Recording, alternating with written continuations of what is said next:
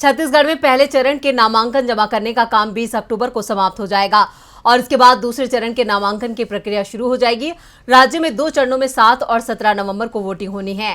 कांग्रेस और बीजेपी की ओर से अधिकांश सीटों पर उम्मीदवारों के नामों का ऐलान कर दिया गया है, लेकिन उम्मीदवार के चयन में कांग्रेस की रणनीति बीजेपी पर भारी पड़ती दिख रही है। कैसे, देखते हैं ये रिपोर्ट। छत्तीसगढ़ में सबसे ज्यादा आबादी आदिवासियों की है। राज्य में करीब 30% जनसंख्या आदिवासियों की है, जिस कारण से राज्य विधानसभा की 90 सीटों में से 29 सीटें आदिवासियों के लिए आरक्षित रखी गई हैं। छत्तीसगढ़ में जिसके साथ आदिवासी होते हैं उसी की सरकार बनती है और इसी के चलते राज्य की भूपेश बघेल की सरकार ने 5 सालों तक सबसे ज्यादा ध्यान भी आदिवासियों की आर्थिक दशा सुधारने पर दिया और अब टिकट वितरण में भी कांग्रेस ने बीजेपी के साथ खेल कर दिया है। कांग्रेस ने अभी तक 83 उम्मीदवार घोषित किए हैं, जिसमें से 32 आदिवासी हैं, यानी करीब 40% कांग्रेस के उम्मीदवार आदिवासी हैं। पार्टी ने सामान्य सीटों पर भी आदिवासी समुदाय के उम्मीदवारों को चुनाव मैदान में उतार दिया है, जिससे साफ है कि कांग्रेस ने सबसे ज्यादा भरोसा आदिवासियों पर ही किया है। आदिवासियों के बाद पार्टी ने सबसे ज्यादा 26 टिकट ओबीसी वर्ग को दिए हैं। दलितों को 9 और 2 टिकट अल्पसंख्यक समुदाय के खाते में गई है,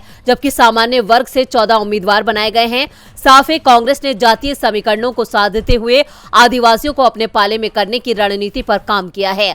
दरअसल 2018 के चुनाव में आदिवासियों ने कांग्रेस पर भरोसा जताया था। 29 आरक्षित सीटों में से 27 सीटों पर कांग्रेस ने जीत दर्ज की थी और इसलिए कांग्रेस ने भी इस समुदाय को सबसे ज्यादा हिस्सा दिया है। इसके साथ ही कांग्रेस ने 14 महिलाओं पर भी दांव लगाया है, जो अब तक कांग्रेस की ओर से महिलाओं को दी गई सबसे बड़ी हिस्सेदारी है। पार्टी ने 47 विधायकों को टिकट दिए हैं। डीबी लाइव की रिपोर्ट।